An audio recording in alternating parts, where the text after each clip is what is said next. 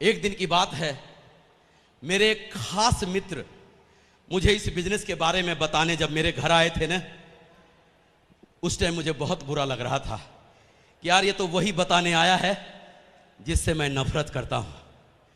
वो मेरे दोस्त हैं, मैंने उनको कुछ भी नहीं किया, चाय पानी नाश्ता भी कराया, और मैं मन ही मन सोच रहा था कि अगर मैं इनको मना कर देता हूं तो हो सकता है ये बुरा मान जाए, हो सकता है हमारी दुआ सलाम भी बिगड़ जाए।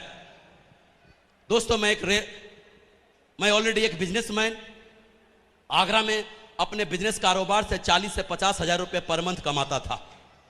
मैं इनकम टैक्स के अंदर था, सो टैक्स रिबिट के लिए मुझे कहीं ना कहीं इंश्योरेंस की जरूरत पड़ती थी। मुझे लगा कि ऐसा करते हैं, एक इंश्योरेंस इससे ले लेते हैं, इसका मन भी रह जाएगा और हमारी दुआ सलाम भी बनी रहेगी।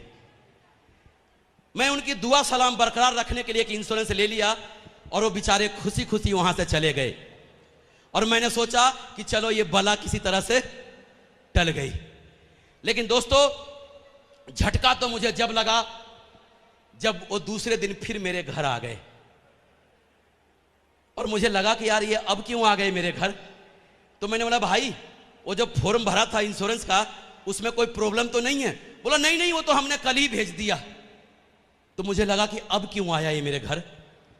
उन्होंने बोला, दोस्त ऐसा करते हैं, चलते हैं सेमिनार में, चलते हैं ट्रेनिंग में, और अपन मिलकर काम करेंगे। तो मुझको लगा कि जिस बला को मैं टालने की कोशिश किया था, वो बला तो उल्टे मेरे गले पड़ गई। मैंने बोला, दोस्त मेरे को तो कम से कम माफ कर दो। आप मेरे घर आए, आपका मान रखा कि नहीं? आपको खाली हाथ वापस तो नहीं किया ना? चीज बहुत बढ़िया है, अगर कोई मिलेगा तो आपको जरूर बताऊंगा, लेकिन मुझे तो माफ कर दो। आज भी मुझे पता है कि उनको बहुत बुरा लगा होगा, लेकिन दोस्तों हर तीसरे दिन वो मेरे घर आ जाते थे और एक ही बात बोलते थे कि दोस्त बहुत ही बढ़िया बिजनेस है, जीवन बदल जाएगा। और इस तरह से लगातार 9 महीना तक मैं उनके साथ चोर सिपाही का खेल खेला था। मैं भागता था, वो पकड़ते थे, मैं भागता था, वो पकड़ते थे, मैं भागता था, वो पकड़ते थे। एक ही इलाके का रहने वाला अगर कभी रास्ते में दिख जाए ना, तो रास्ता कट मार लेता था कि मेरा भेजा खाएगा ये। लेकिन दोस्तों, एक दिन की बात है, आमने सामने टक्कर हो गई मेरी। उस दिन मैं भाग भी नहीं सकता था। उन्होंने बोला, दोस्त मैं देख रहा हूं कि आप बहुत परेशान हो। बोला, परेशान तो छोड़, हमारी दोस्ती वोस्ती सब खत्म।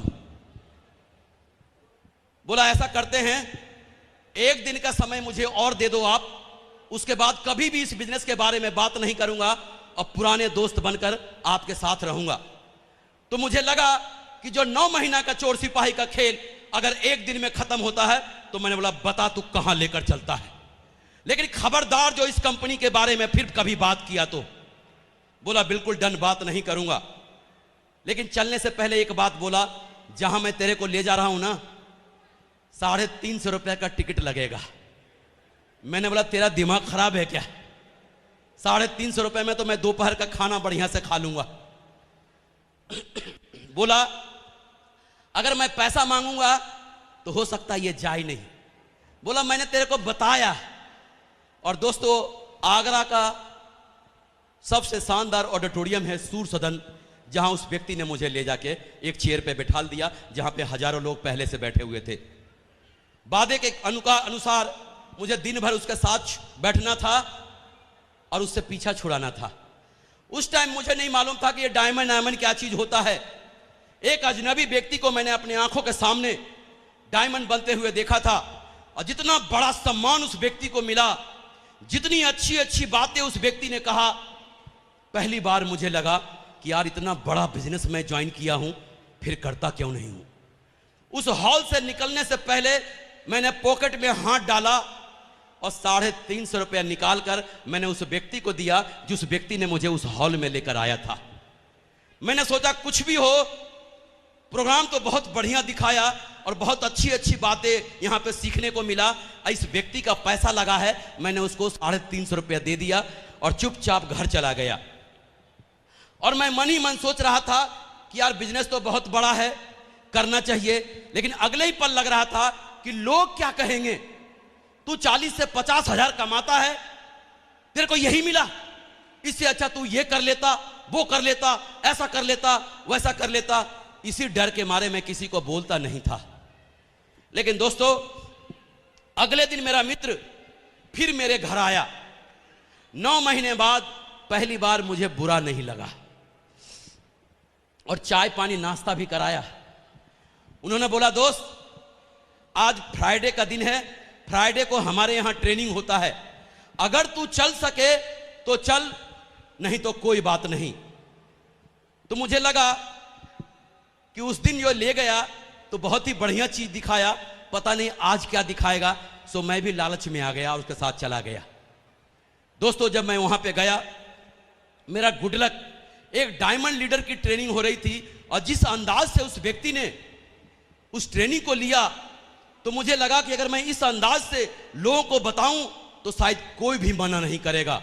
और मैं इतना जोश में था कि शाम के 8 बजे घर जाने के बजाय अपने एक मित्र के पास चला गया और उसको जाकर बोला कि दोस्त देख, मेरे पास एक ऐसी इंफॉर्मेशन है कि तेरा जीवन बदल जाएगा, खानदान में इतिहास लिख देगा, तू 2 लाख सप्ताह कमाएगा, 8 लाख महीना कमाएगा। और उसको उसी के घर में उसके चेयर पे बिठा दिया और डायरी निकाला। 15 मिनट में मैं जो कुछ भी जानता था उसको सब बता दिया। जब उसने सब कुछ सुना तो गौर से मुझे एक बार नीचे से ऊपर तक देखा और बोला, एक बात बता, कब से ये काम कर रहा है? पहले दिन तो काम करने गया था, क्या बोलता उससे कि कब से काम कर रहा हूं। 9 महीना मेरा चोर सिपाही में हो गया था, फिर भी मैंने हिम्मत जुटा के बोला कि देख दोस्त, मैं 10 महीने से इस बिजनेस को कर रहा हूं।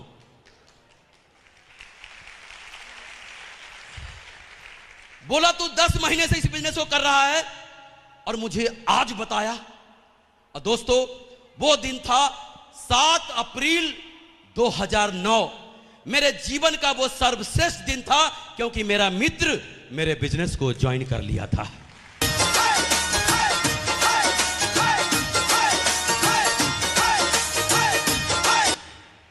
दोस्तों, मैं बड़ा कसम में था कि मैं सोच रहा था कि लोग क्या कहेंगे।